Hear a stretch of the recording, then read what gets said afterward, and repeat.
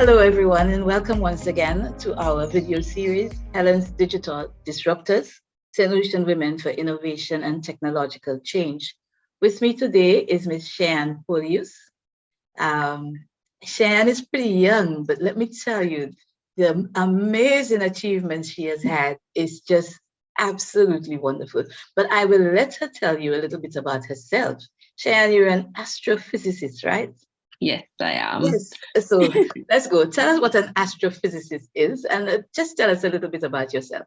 Yes. So hi everyone. I am Cheyenne Polius, born and raised in Lucian, and yes, I am an astrophysicist, which is just a very big word for a scientist that studies space. So looking into how the universe works, so how stars work, galaxies, planets, anything you can think of in that realm, that's what an astrophysicist does. So very briefly, that's what an astrophysicist is. So I spent good few years of my life studying to get a master's in astrophysics. So learning everything about how the universe works, and the basis of that is physics.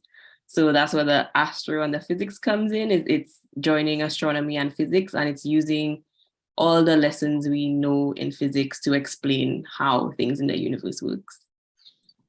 Wow. Okay, great. So we're actually, the theme for International Women's Day this year focuses on the STEM industry, and that is science, technology, engineering, and mathematics. So we're delving into a little bit of the science today, right, Cheyenne? Yes, definitely. Yeah, so you're from St. Lucia, born and raised. You did all of your elementary school in here. What sparked your interest in that field? It really is an unusual field for a female specifically, but in general, it's an unusual field. So what sparked your interest in that part of the industry?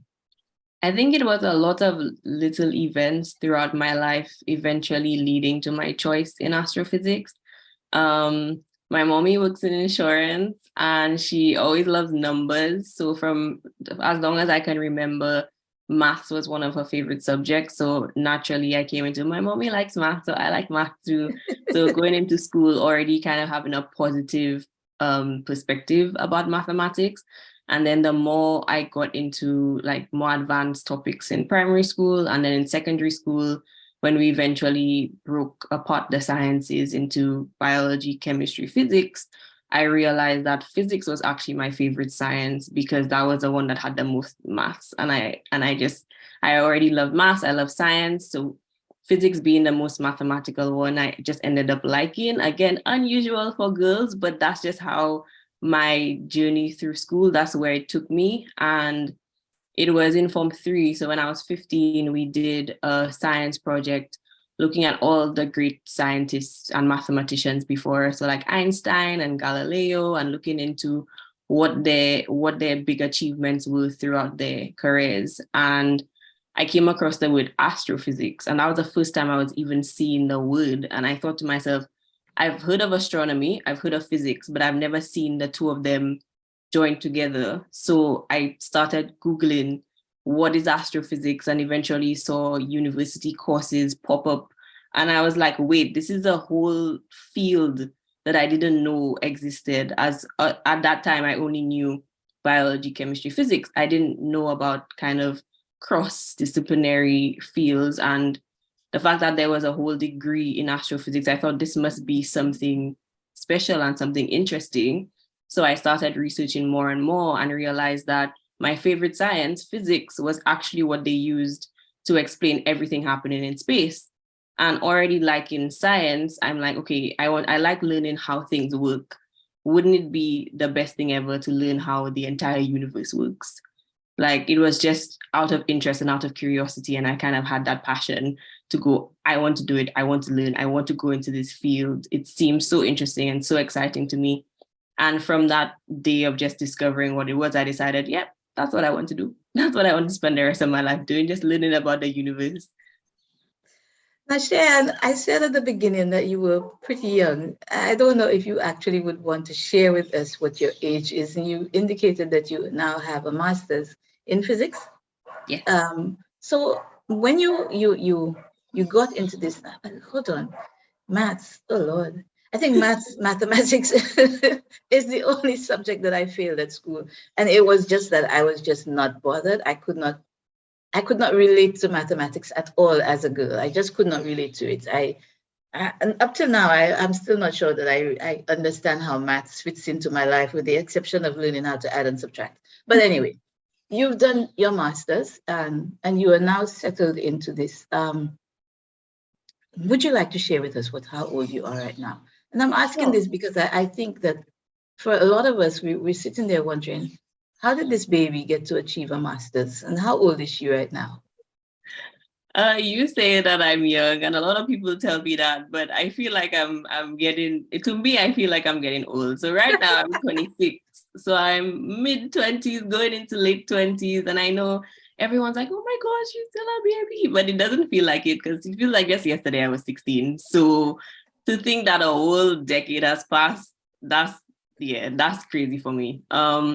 I was definitely privileged to be able to go to university straight after A-level. So I didn't take a break in my studies. So went to university when I was 19. I actually got to the UK on my 19th birthday, and did my course, which ended up being 5 years instead of 4. So originally it was what's called an integrated master's. So it's doing a bachelor's and a master's degree in one continuous course instead of doing 2 separate degrees. And that was 4 years. So 3 years was the bachelor's, and then 1 year was the master's. I took a bit of a break in between to do an internship for a year. So it ended up being 5 years instead of 4 years. So I graduated in 2020 when I was 24, going on to 24. So that's how I am a 26-year-old with a master's in astrophysics. I just kind of kept going and I just didn't stop. All right. Again, we're talking about getting into STEM, and as a young lady, as a very young person at the time, and we know that that is a male-dominated industry. What challenges did you have as a very young lady getting into that industry? And did you have any challenges, either academically or even now that you are out in the world of work now? What have the challenges been for you as a very young lady getting into this industry? So it's actually been a very interesting journey for me, because growing up in St. Lucia, the concept of boys can do and girls cannot do, to me, wasn't really much of a thing growing up. If anything, it was the opposite. It was like, I always used to hear, girls are more focused, girls are smarter, girls don't get distracted as easily, and all the boys care about the girls and the girls care about their books. Like that was kind of the narrative that was around me during school. It could have been, so I went to an all-girls primary school and secondary school. So I went to Ave Maria for primary school and went to convent for secondary school. So that could have also been a factor in not really feeling that because I'm a girl, I can do and I cannot do. But I think that makes my journey interesting. And that actually, I think, set me up for success, because it wasn't until I moved to the UK that it was like, oh, like it was a thing of, oh, we don't expect you to be here. That was the first time I felt like people are thinking that this space, being in a physics lecture, isn't the right place for me. And looking around, it was majority boys in my class. And because it's England, like because they've known this has been a problem for a long time now, that's when all of the, I don't know, campaigns and stuff I started seeing about women in science and women in STEM and women in physics, and my department, both between the students, the lecturers, PhD students, everyone, it was 20% women. And that was shocking to me, to think that 80% of everyone in the department was a man. And it was like, why? So it was only until I moved to England that I kind of started seeing that I was special, or I was in a place that there were a lot of barriers to entry, like to get to. I didn't realize that it was such an achievement at the time. To me, I liked physics. I wanted to continue studying it, and I just went for it. But there's definitely been challenges being in a different environment. I would say not so much when I was living in St. Lucia, but again, I was in like all girls school up until A-level, so that could have been why I had a different experience. But now, during university and in the working world, I can definitely see why women might not have as much confidence, or it might be a bit harder for women to get into those fields and stay in those fields, because you feel very isolated sometimes because you're just surrounded by men, and it's nobody's fault, but something as simple as, going through your monthly cycles and being able to just share that, like, you don't feel really great today, you have cramps, like you can't just say that around men and for it not to be, it's something as small as that can make such a big difference to your day and just generally how you feel and how you go about life. And it goes from those little things all the way to the big things like promotions and, getting onto certain research projects. There's so many factors that come into play that can make it more uncomfortable for women. And I can definitely say I've been more aware of that. Coming from my background, coming from St. Lucia, I've had the confidence of like, I am supposed to be here. But I've definitely been in situations where I have been uncomfortable and I have felt isolated.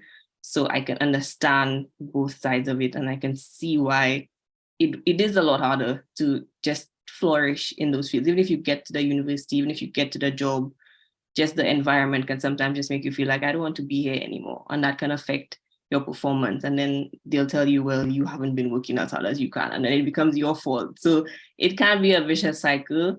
So there definitely have been challenges in that space of just being able to feel like I can be myself and be comfortable where I am. I think that's probably been the biggest challenge, being a woman in STEM. All right. Yes, I could understand that. And imagine, I'm listening to you talking about the little things that can make such a huge difference to the bigger ones. And sometimes we don't even understand that these little things are actually issues for us as women, and we don't see it until we get ourselves in that space where we have to think about that and see that. So having been through this, Cheyenne, if you now had to give advice to some young lady who wanted to get into the STEM industry, what would you tell them? What would you say to them? I would say go for it. Honestly, I was very lucky and privileged and blessed to have so much support around me when I made my decision. That might not be the case for everyone. I think people just kind of thought, okay, she likes science. She's always liked science. She's good at school. She says that's what she wants to do. She can go for it. But I know some people might have a lot of resistance from family and friends and loved ones if they do want to go into a field that might not be for them, or people don't understand how they can be successful because they haven't seen successful women in that space. I would say go for it. All you need in this life is passion and hard work. Once you're willing to put in the work and you're doing what you're passionate about, you will get where you need to go. It doesn't matter what your gender is, what you look like, how tall you are, how short you are. Like, it doesn't matter. And while there are a lot of challenges, where there's a will, there's a way, because my university journey was not easy by any means whatsoever. There were challenges thrown at me left, right, and center. I was in a different country. I didn't have I didn't have all of my close family and friends around me. It was cold. Like, I was just, now it was expensive living in a different place. So I had a lot thrown at me. It's not been an easy journey, but it's honestly been the best decision I've ever made to just stick to what I'm passionate about, because it's that passion that's going to get you out of bed in the morning. If you decide you decide to do something that you're not passionate about, when things do get hard, that's when you'll end up giving up and quitting, compared to actually going for the thing that's a little bit scary, out of the box, but you know that it makes you excited to do it. And that's what's going to keep you going all the way to the end of your journey. So just do it. You'll need help, ask for help, but don't give up on it just because you don't see anyone around you, especially in the age of social media. Even if you don't have a teacher or know someone working in the field that you want to be in, go on LinkedIn, start Googling, you will find people. Even if they live in America, they live in India, you can find them. And a lot of the time, if you do reach out to them, they will respond. I know if someone reaches out to me and says, I'm interested in astrophysics, like, what was your journey like? Any kind of questions. If I have the time, and I will respond to a complete stranger, and I know other people will do the same. So put yourself out there, go for it, ask questions, ask for help, use the internet and social media around you. We have so much access to information these days. Like, there's no excuse to say, well, I didn't know what, would happen afterwards. I didn't know what this field would be like. I didn't know what this degree would be like. So I didn't go for it. Like, go for it. Exactly, Cheyenne. I love this. Go for it and get it done. If it is your passion, go for it and get it done. So I think I have just one more question for you, Cheyenne. Sure. We've talked about the challenges that you had as a young lady getting into the industry. So do you think that more can be done to promote greater levels of gender equity in the STEM industry? What do you think can be done? So share with us, what do you think? Give us just one thing that you think will make a difference in terms of gender equity and getting into that industry and performing, living in that industry, working in that industry. I think a lot of the campaigns and solutions and stuff around gender equity and gender equality in this space go to the very big solutions. Like, we need to have career fairs, and we need to provide more scholarships for women. And while those things are definitely helpful and useful, I think anybody listening to this right now, one of the most impactful things you can do is support your friends and your family that say the things that are out of the box and say the things that don't really make sense to you. Because in that, a lot of the fear and what keeps us back is looking for that support and looking for that validation from the people who are closest to us. So our parents, our friends, our cousins. Like, when you're thinking of making big life decisions, those are the people that you go to. When you're thinking of choosing your CXC subjects, when you're thinking of what subjects you're going to do at A-level, what degrees you're going to do, especially when it comes to degrees, because they're expensive. So that's when you definitely have to talk to your parents, talk to your guardians, because that's a big investment to make. So if you're someone who's interested in a STEM field that you don't see very many women around, I already told you, go for it. If you're somebody who knows somebody who wants to go into a field that you don't see very many women in, support them like how you can. Encourage them how you can, because it just depends on the difference in your response. So I know a lot of the time it comes out of a place of love and concern, because you want to make sure that your loved one makes the right decision for them and they can find a job and they can support themselves after, whatever they decide to do. But instead of saying, just so you want to do that, or, what job are you going to get if you go and do that? They don't have no jobs for you in St. Lucia. Like, so many different responses that can completely throw somebody off and make them change their mind completely. Just say, well, I don't really know very much about it, but if it's something you're interested in, keep researching it. I genuinely think a lot of it starts at home, because those are the people that you trust. Those are the people that are going to support you through that journey. And just knowing that you have them behind you, because I think up until this day, my parents don't know what astrophysics is. Like, no, but my friends and my family don't really. They know it's about the stars and they know it's about the universe, but they don't know exactly what my degree had in it. They don't know exactly what I do for my job every day. But I know that they're my biggest cheerleaders. I know that I have that support, and I know whenever I'm going through something hard, I can reach out to them. I can lean on them in that time. So for me, that keeps me going, to know that no matter what, my friends and my family are supporting me. And I think a lot of the time, that's all a little girl or woman needs, to just know that, okay, I'm making this decision and I don't know what's going to happen, but worst case scenario, I have people in my corner. So I genuinely think that little circle around you, if you know somebody who's making a big decision, just support them. Even if you don't know what it is, you can ask questions, but just don't let the first thing you say be negative. I think that can make a big difference to a lot of people. Thank you, Cheyenne. I'm listening to you, and sometimes we say we are not supportive of each other. And listening to what you just said there about your circle and I never thought of it in that way, that really and truly, if your circle is there with you, then you can achieve. So gender equity is not just about the big picture out there, it's also about the person who is close to you, encouraging you to get involved in something that may be different and that may be difficult, but being there and being your support. And that is ever so important.